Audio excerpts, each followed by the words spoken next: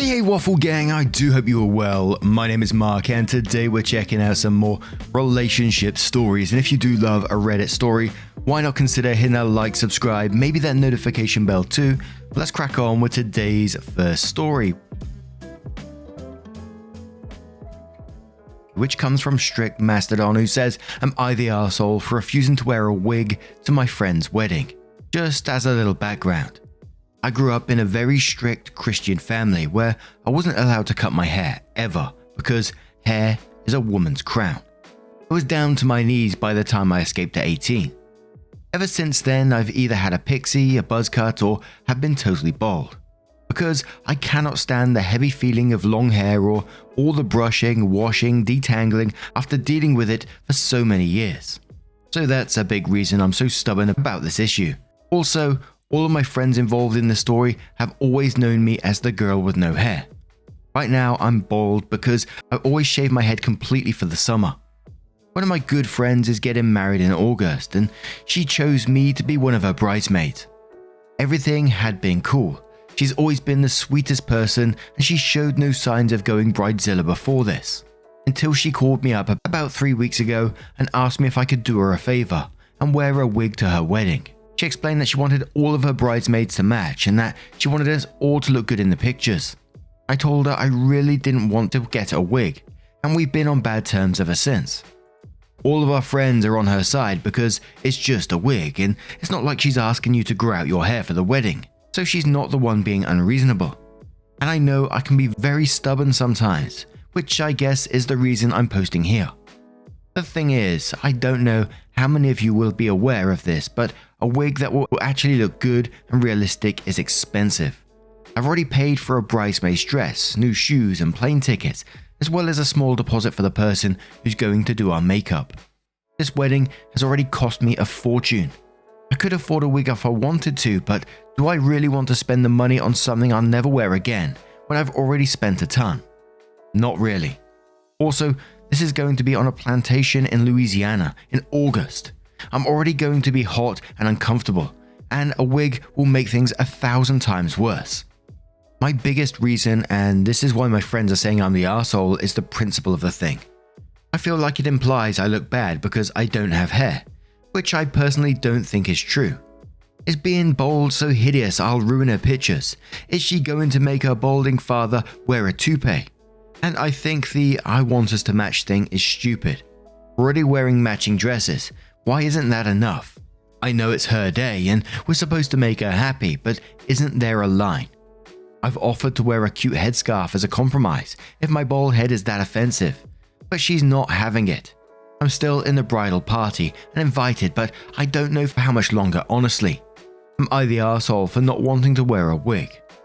Edit, just to add 2 things. 1, she's not willing to pay or reimburse me for the wig, in part or in full. 2, along with a headscarf, I'd also be willing to grow out my hair out into a pixie cut. The wedding is at the beginning of August, so it'll still be really short though. But we're going to go to the comments, and we're going to start with a deleted user who says, "Not the arsehole. If she had a problem with your appearance, then why the hell did she make you her bridesmaid? You're a friend.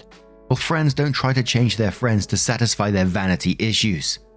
Another deleted user replies to that saying, "This 100%. You shouldn't have to change your appearance to be part of a wedding. Your friend knew the deal when she asked you. Demanding you do something other than wear a specific dress and shoes is bridezilla in my opinion." Another deleted user says, "No one's an arsehole here.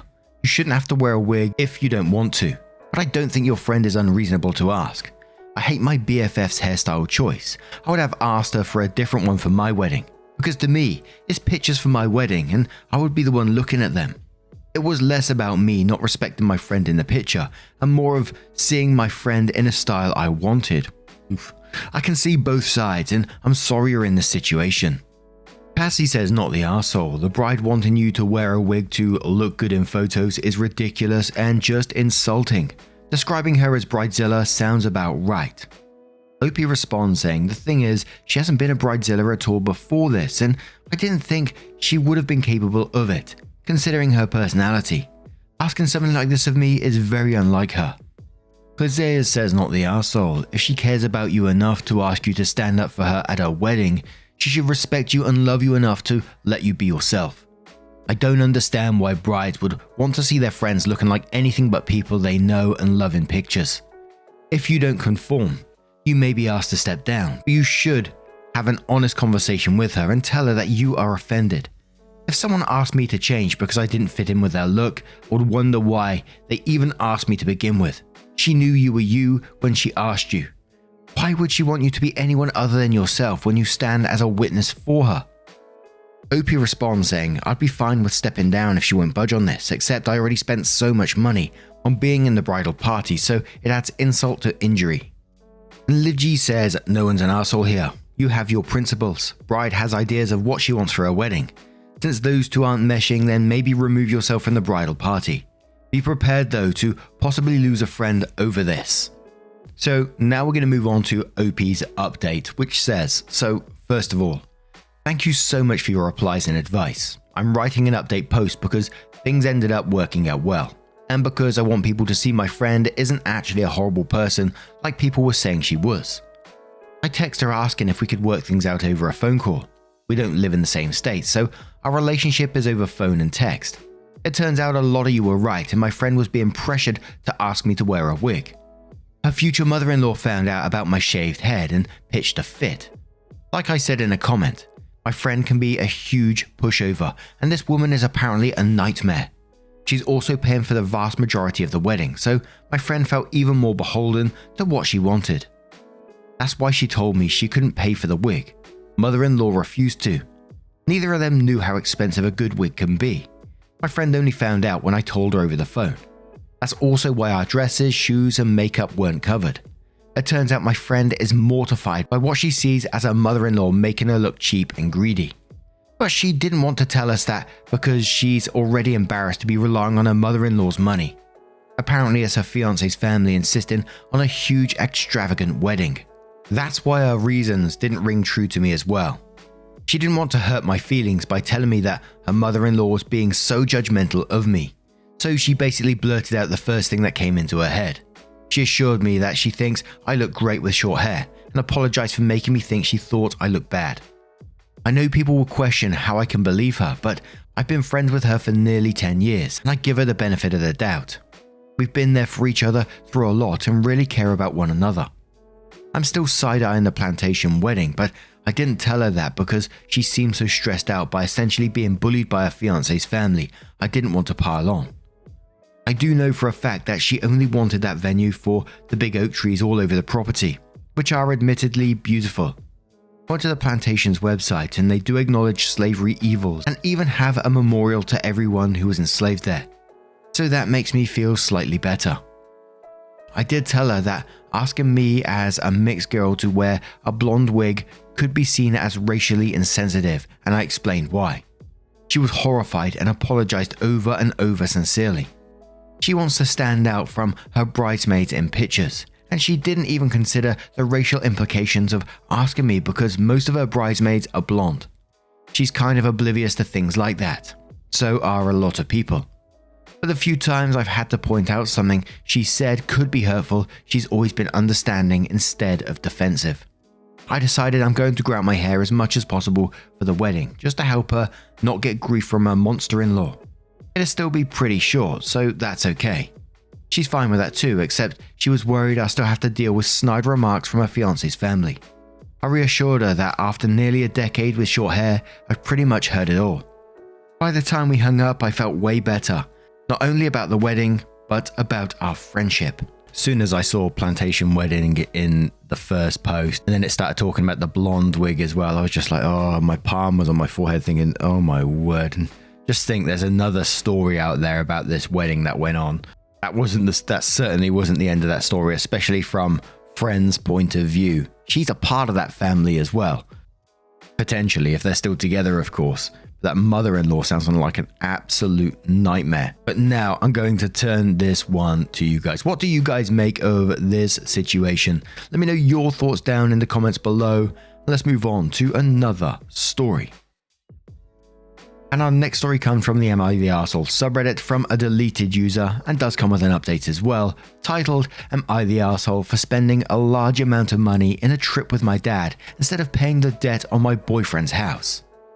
I, 29 female, recently got into a fight with my boyfriend, 30 male, and his family because I refused to spend my savings in a house payment that could result in him getting kicked out of the house. So context.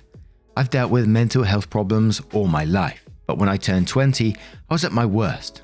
Due to that, I couldn't maintain a stable job or studying in college. My parents have always been supportive with me. They let me live with them, and my dad paid for my psychologist, medicines, all my college education, and maintained me until I was 24, while also taking care of my mum and my 3 younger siblings. He's a super hard work man, and I've seen him quit things he enjoys and loves to give me and my siblings the best he can. Top tier parenting, and I love him to death. Fast forward to this year. I have a stable job that pays really well, and I've been saving money for the past 5 years because I want to do something for my dad as a thank you for all the sacrifices he has done for me. His dream has always been to go to Disney World. We are not from the USA and stay in one of those fancy hotels, but he was never able to do it, and now that he is retired, he thought he would never be able to. So I have been saving money in secret to make it happen. The only one that knew about my savings was my mum, and she loved the idea. I've been with my boyfriend for 1.5 years now. He has a good job, but he is not the best at taking care of his economy. He bought his house before we met, and he is still paying for it. Due to his poor management of money, he started accumulating a debt in the house payments, and a few weeks ago, he told me there is a chance of him losing his house if he doesn't pay the debt. Last week, I finally reached my goal and had enough money to take my dad to his dream trip. Just the 2 of us. I told my boyfriend, and I was really excited, but he was livid and told me that how could I be so selfish and go on a stupid vacation trip when he is about to be kicked out of his house. He also told me that if we were in it for the long run, I should help him to get out of his debt because that could eventually be my house too. We don't live together. I live in a small apartment. He also told me that his trust was betrayed because I've been hiding the money savings from him, and a good partner does not do that. I told him it was not my responsibility to pay for his debt, but he kept yelling at me, and so I left. He told his mum and sister about it, and now both of them have been harassing me, going to my apartment and to my work, telling me how horrible I am for not helping him and trying to convince me to pay his debt. I get that my boyfriend is going through a hard time, but this is something I've been working really hard to achieve, and since my dad is starting to have difficulties to walk, with his eyesight and his health in general is getting worse, I don't want to wait any longer to take him in this trip. Am I the arsehole? Look, to me in this one, you're not married, your finances are not tied, you don't even live together at the moment, and he's trying to manipulate you by saying his trust has been betrayed because you was hiding savings from him and a good partner does not do that, and then he's sending his family around to harass you to try and give over the money. Yeah, if someone did that to me, I wouldn't want to be with them. End of story. And I would definitely be taking your dad to Disney World. It sounds like you're going to have an absolute wonderful time together. And I wish I could see his face when you surprise him with that because, yeah, tearing up thinking about it. And now we're going to go to some of the comments from Shadow Fox, who says, not the arsehole. Your boyfriend needs to learn how to handle his own debt. You don't even live with him, so why in the world would you be paying for his mortgage? Please find someone who treats you much better. Take dad on the trip, enjoy yourself, and leave the deadbeat in the dust. Jem says, not the arsehole, but I hope he'll soon be your ex soon. He's not responsible enough to be a long-term partner. You are not living together, married, or have kids, etc. You are simply boyfriend and girlfriend. You have no obligation at all. His sister and mum can bail him out, but let me guess, they won't. Dump him and file for harassment if they keep turning up at your house and employment. Also speak to your manager about the situation and landlord/management where you live. They might start damaging your property. People can turn when it comes to money. Edit and enjoy your holiday with your dad. Please go on this once in a lifetime trip. And I think that comment does make a good point about, looking after your property because we've seen far worse. It sounds extreme that someone would, come and damage your property, but they're already turning up at your place of employment to harass you about handing over money to their son and brother. Anyway, we continue with the comments from First Bumblebee 179, who says, not the arsehole. You saved your money to take your dad on a trip of a lifetime. Your dad has been there for you, and this is a beautiful way to show your appreciation. Your partner, on the other hand, has not spent his money wisely and expects you to bail out of his debt. It's actually a good thing he didn't know that you were saving money. His mother and sister can bail him out. They have no right to be harassing you about what you do with your money. I think maybe it's time to move on from this relationship. Enjoy your trip with your father and make wonderful memories. No bodybuilder says not the arsehole, don't give him a penny. Enjoy the trip to Disney with your dad. If your boyfriend knows you're going to bail him out when things get tough, then he'll probably be a worse spender relying on you to bail him out again. He needs to own up to his mistakes, and hopefully this shock of losing this house might make him be more careful with money.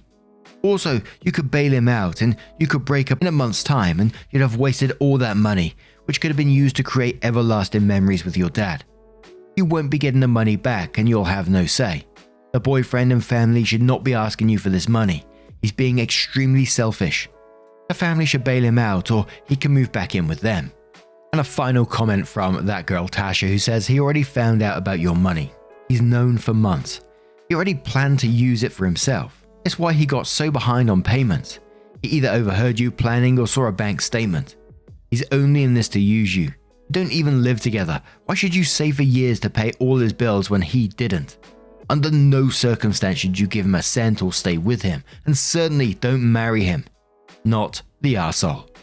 So now we're going to move over to OP's update to find out what happened next, which says, okay, first thank you all so much for the advice and knocking some sense into me. I read all the comments and tried to watch my situation from all the perspectives you gave me. So thank you. So here is what happened. After things calmed down a little, my boyfriend and I talked. He actually apologized and told me that he never intended to come that aggressive. He was just very stressed with his situation and took it on me. He also talked to his mother and sister to stop harassing me. He told me he didn't know they went to see me, that he only vented with them because he was angry but never told them to do anything, which I kinda believe. His family has always been a bit too much. He recognized that this was not okay from him to expect money from me, but he did wanted to be with me, and he even started talking about living together. I told him I understood that he was stressed, and I also apologized for being insensitive and talk about spending all that money on a trip when I knew he was struggling. That was totally on me, and I did feel bad for that. But I told him he had no right to being mad at me for keeping my savings a secret, when he hasn't been transparent with his finances either. I didn't even know how much debt he was in till that day, because he never wanted to talk about it with me. Basically, I told him I didn't want to be in a relationship with someone that reacts that way about something I care so much about and accused me of being selfish.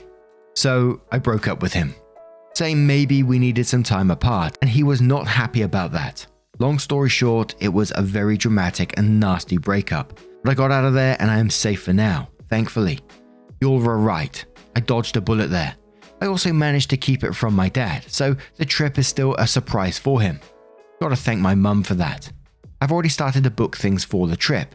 I'm planning to do it in October since I've seen Halloween is a really huge thing there. Also hoping the wave in Florida passes. I'll reschedule for next year if necessary. I saw all the tips in the comments and I took notes, so thank you guys for those too.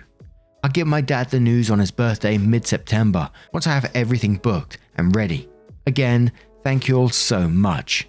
And I gotta say, OP had me in the first half there when they were saying, he approached her and said, he was very stressed out and he's sorry he took the situation out on OP. And he talked to his mother and sister and said, let's stop harassing. But then he said, how about we move in together? I was like, oh no, don't do it, OP, don't do it. And OP continued in saying, that she was sorry for being insensitive about spending all that money on the trip. And I thought, this isn't going the way I thought it was going to go. But then when he did talk about moving in together, it had me feeling, this is certainly a move on his part to save his ass again. And then when he breaks up, he again shows his true colors once again, and it's all nasty breakup because he didn't get his way basically. But now I turn this one to you guys. What do you guys make of this situation? Imagine yourself as OP in that first story. What would you have done in that moment? Was that a breakup for you there and then? Or was there a way around it, do you think? Let me know your thoughts down in the comments below, if you have a moment of your time, of course. And just a huge thank you from the bottom of my heart for getting involved in today's stories. Your love, support, and time always means the absolute world to me, so Thank you so much for being involved, and don't forget at the very end of the video there'll be a couple of playlists there for you that will, if you click on, it will scroll through the videos, so whatever you're up to, running, arts, or whatever, it will continue to scroll through them automatically for you. And just a huge thank you once again, and I will see you in the next one. Take care, and much love.